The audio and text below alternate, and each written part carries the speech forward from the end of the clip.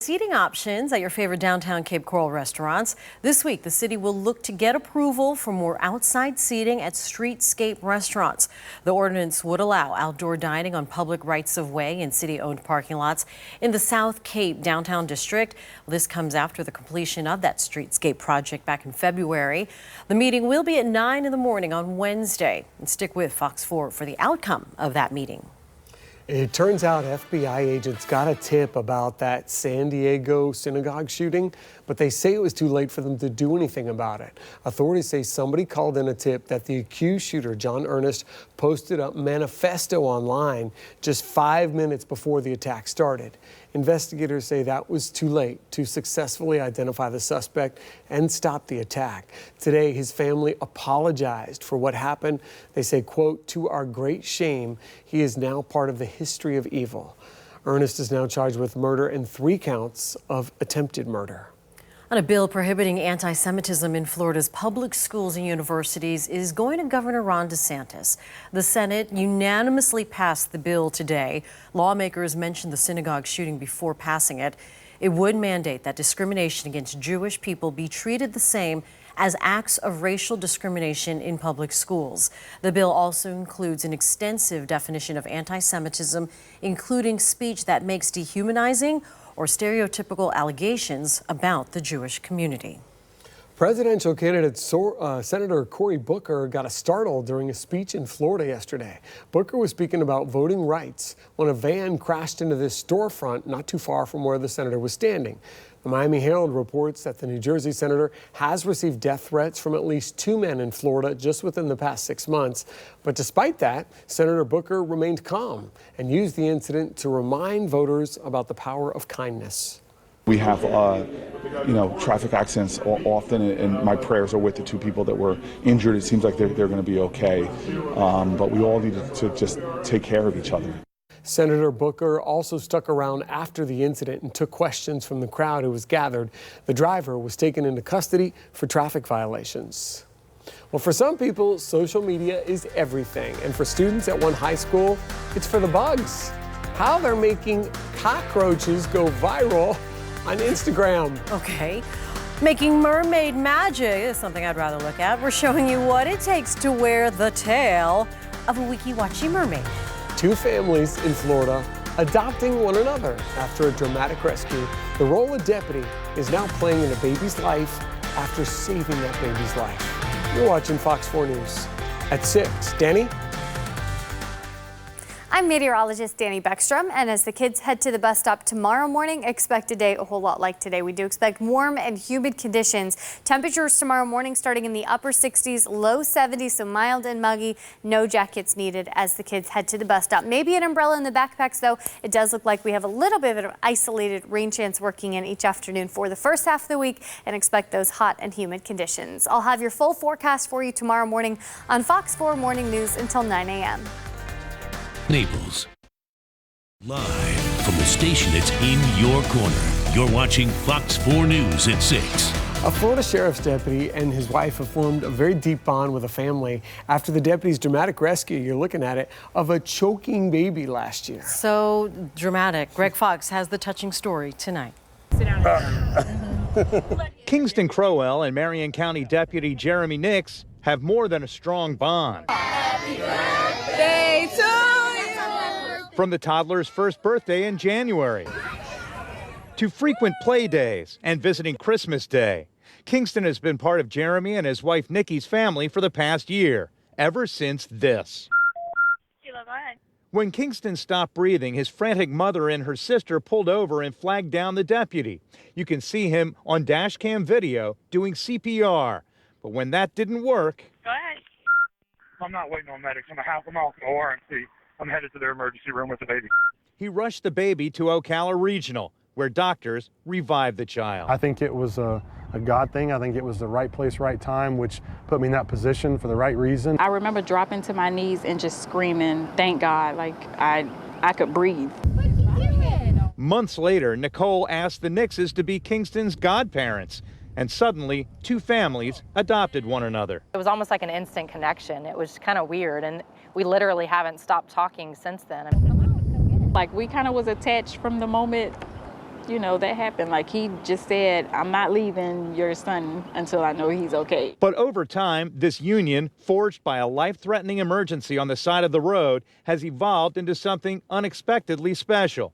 Kingston's fight for survival has spawned a relationship that's changing culture, bridging color barriers for a cop and a single mom. So it's opened the door to have conversations and create new relationships and friends that we would have never had before. It doesn't have to be blood related to be family, and it doesn't have to be direct family to teach life lessons. You know, no matter color, race, whatever, it's just you see genuine love.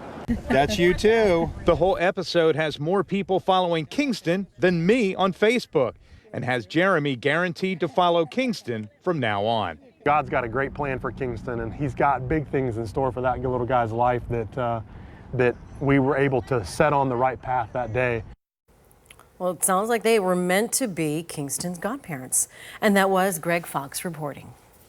Over the weekend, 30 women got the chance of a lifetime. They auditioned to be a Weeki Wachee mermaid. Now, this is not an easy gig to get. Ultimately, you have to be able to swim, smile, and sing, all while breathing through a tube that gives you the oxygen. And who can forget, you got to stay underwater for up to 30 minutes for those shows with your legs confined in those tight costumes. I'm sorry if you thought the tails were real, but it's just a costume. Some of the women who went to the audition have tried out 2 or 3 times before. From the time I was a little girl, I wanted to be a mermaid here. And I really believe if you have your heart set on something, you can do it. Well, there you go. The first test, the women had to swim 400 meters in under 16 minutes. If they're able to pass that portion, then they move on to the next round of auditioning and training. And they don't get a tail for a while. You got to earn that, Little Mermaid wannabe. And if you're wondering how much a mermaid gets paid, it's about $12 an hour. Yes. You got to hold your breath for 30 days. But you get 30 days. You get in free to Weeki Wachee every day you work. Okay, I guess that's worth it. Well, they do great work. Nowadays, it seems like everybody, mermaids, you name it, has a social media account. But get this, including cockroaches inside a Maryland high school. It's an Instagram account called Cockroaches of DHS, and it features pics of roaches, dead or alive, found inside Damascus High School. Humorous submissions are made by students. Ugh, some even named their bugs. The school issued a statement saying while bug sightings in aging buildings are not unusual, they are quickly addressed and there's no significant pest issue. The account has nearly 500 followers.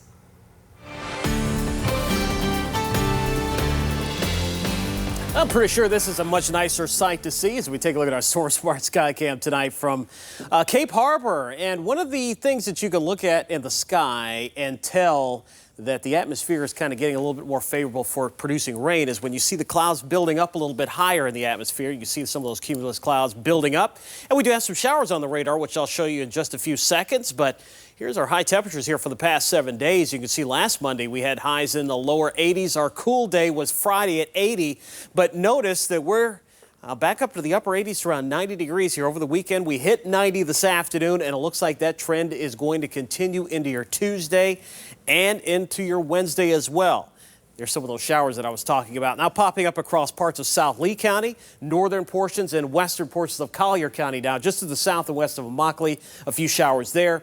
Looks like Bonita Springs, you just got finished with a few showers, and maybe a few more may come in from Collier County over the next half hour. Some thunderstorms, though. You see those little plus signs there indicate some of the positively charged lightning strikes coming out of this particular storm now that is moving over Marco, or at least just south of there, and those will continue moving out into the Gulf. So we're starting to get into that time of season where we're going to be seeing these storms popping up just about every afternoon. Temperatures into the middle 80s, some upper 80s still showing up. Golden Gate right now appears to be the warm spot at 89, and easterly winds at about 10 to 15, up to 21 mile-an-hour easterly winds over towards Immokalee. So other than those few showers I showed you on the radar, most of us, though, will be staying dry. Chance for rain tonight will be less than 20%, and it looks like for tonight, overnight, mainly dry. Tomorrow afternoon, another opportunity for a few more of those showers popping up across the area.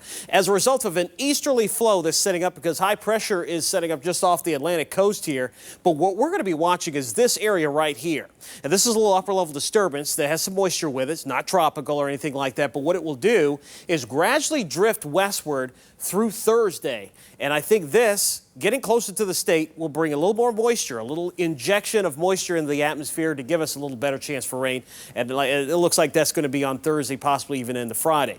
So here's a look at tomorrow afternoon. More of the same. So just like we're seeing those showers and storm shield for Doppler this afternoon, same thing should happen again here for tomorrow. Coverage should be about the same. Then as we go into Wednesday afternoon, a few more of those showers once again. But then look at Thursday.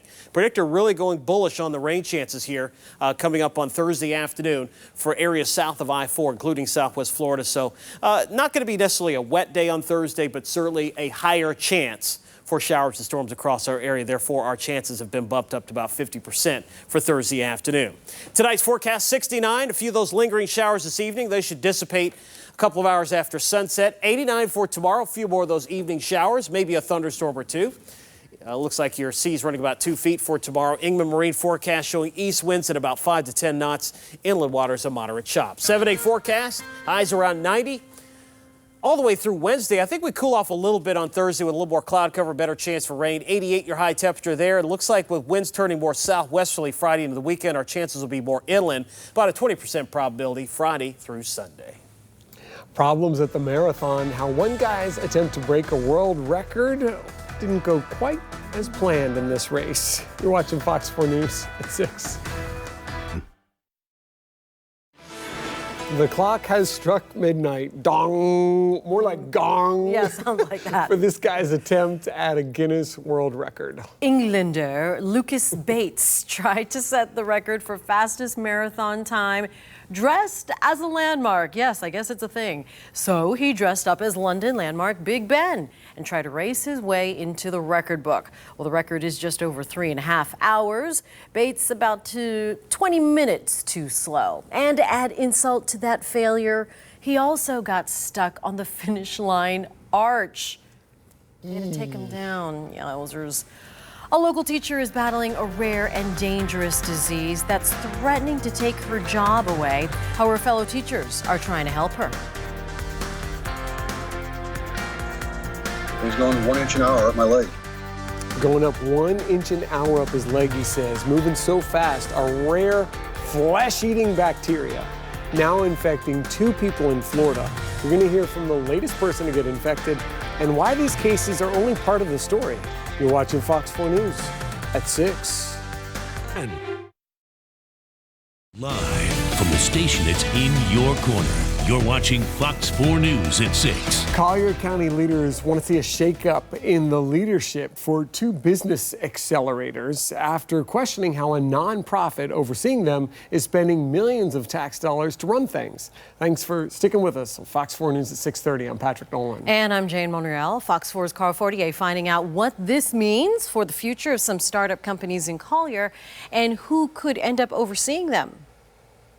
It has no other purpose. Richard Grant is chairman of the volunteer board that runs Economic Incubators, Inc. in Collier County. He says it was created in 2014 at the request of county leaders to manage the business accelerators in Naples and Immokalee, helping entrepreneurs get a jump start with office space and other assistance so they can create jobs and diversify the economy. But the county's been critical of how EII has spent some of the $2.4 million it's gotten in county tax dollars on office furniture and other expenses. And I think they're just plain wrong in some respects, but we're past that, I think. Especially after last week when commissioners voted to have county staff work on a plan to remove EII from running the accelerators. Commission Chair Bill McDaniel doesn't feel the nonprofit was getting enough results. For what I've been able to ascertain, they haven't been able to document the jobs and the amount of employment that was theoretically put forth for that organization. Grant says he doesn't believe there was a target number of jobs to be created, but EII oversaw more than 80 companies in Collier as of last month. You know, businesses are in business to make money, and very few people guarantee results. McDaniel says the accelerator program should include education for startup businesses so they can have a better chance of success. We'll teach you how to run your business. We'll teach you the accounting processes. We'll teach you marketing. In Collier County, Carl Fortier, Fox 4, in your corner. Carl says that county commissioners are going to vote within the next couple of months on whether they should continue with EII's contract. If they don't, then that would cease to exist and the accelerators would likely be taken over by the county. Deputies in Charlotte County are asking for your help identifying a man they say broke into a business and made himself at home. It happened on Saturday when they say the suspect broke into custom pools on Tamiami Trail. They say he used their computer to surf the web, even helped himself to some drinks in the refrigerator. And then he posted a sign in the business window reading, quote, "Secretary wanted, $17 per hour." So if you know who this guy is, call the sheriff's office. Scientists say they've found plastic bags inside a rare deepwater dolphin that was found stranded on Fort Myers Beach. Biologists say they found 2 of those bags and a shredded balloon while doing a necropsy. Police did try to help save the dolphin, people rather try to save, but wildlife officials ultimately made the call to euthanize it. Fish and Wildlife says this highlights the need to cut back on the single-use plastic as well as the release of balloons. Tomorrow, a new medical marijuana dispensary is opening their doors.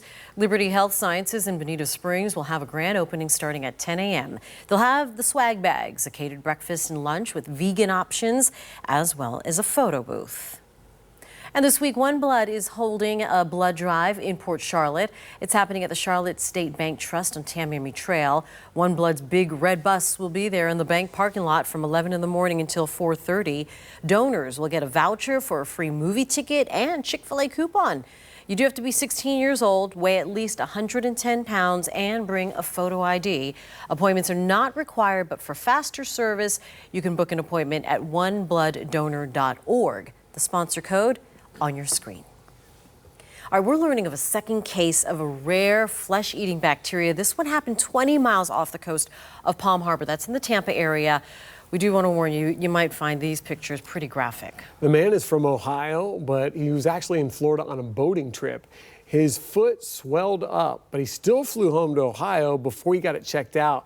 Look at it. By the time he had it looked at, they got it just in time. He was diagnosed with strep A necrotizing fasciitis. This is an infection that moves very fast.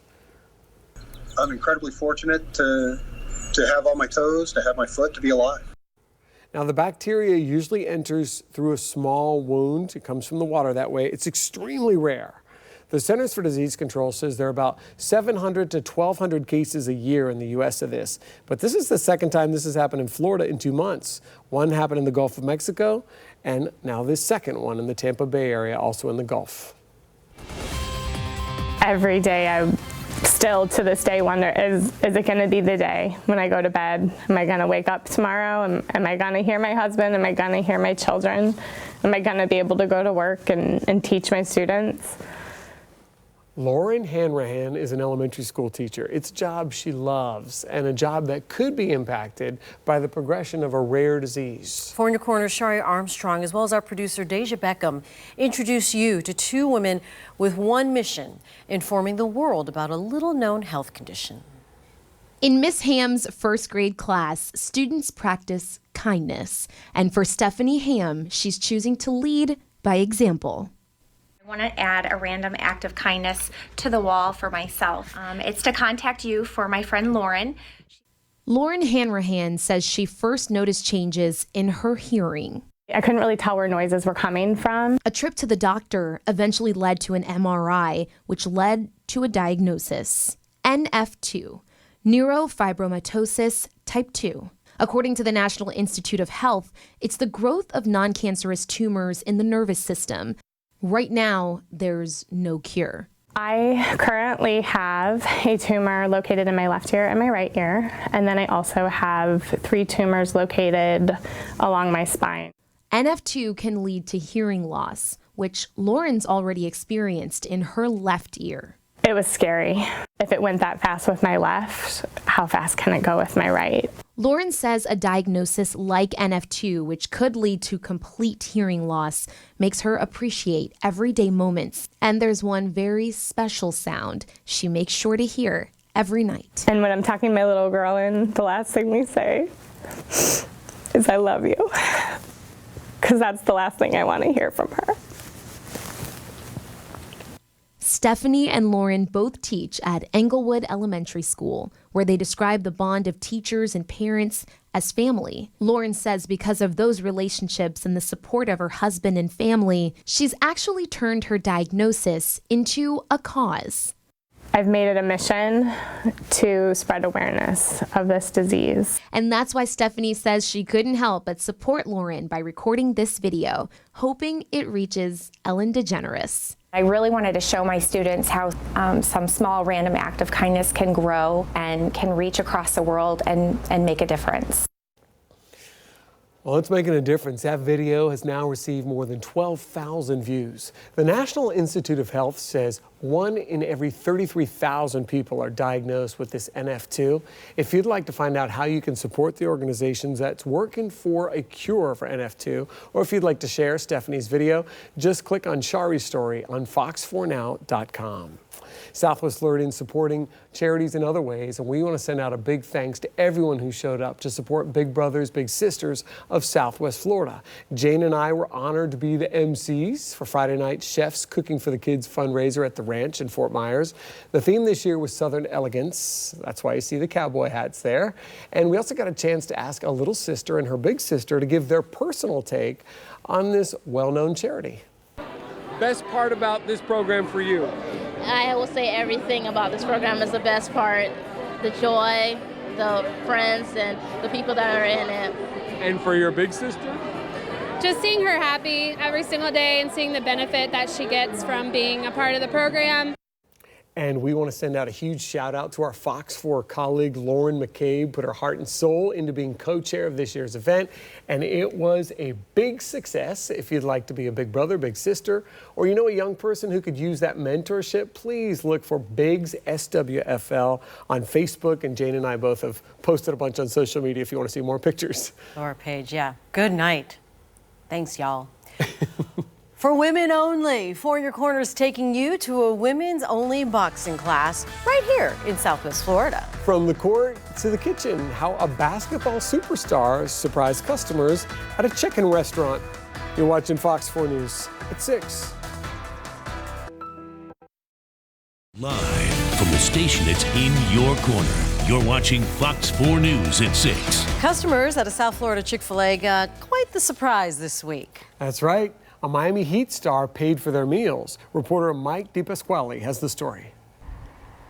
The drive-thru of this Chick-fil-A in Doral might be the last place you would expect to find the Heat score on Dragic handing out an order of food. And just try to surprise people, try to, here pay the food for them and try to, remind them that it's something every day. The Dragon is not giving up his day job in the NBA. But on this day, Dragic took part in the Random Acts of Heat. Franchise has done this throughout South Florida since 2013. The message is simple: show kindness to others. None of these customers knew a Heat player would be here and pay for their meal. It's a good thing. I mean, everyone should be doing that all day, every day. Having Dragic here seems to have encouraged others to help those less fortunate. Something positive, I don't know, maybe donate or any organization. Well, this isn't the first time the Heat's shown up for people. In the past, the team has helped a veterans center after their food bank was broken into. They also replaced computers that were stolen at an elementary school.